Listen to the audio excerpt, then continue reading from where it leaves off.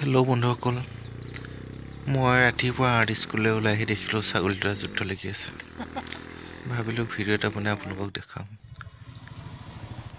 চাওকচোন কেনেকৈ লাগিছে, সিটোও হাৰি নিদিয়ে সিটোও হাৰি নিদিয়ে। চাওক কেনেকৈ জুপি আছে।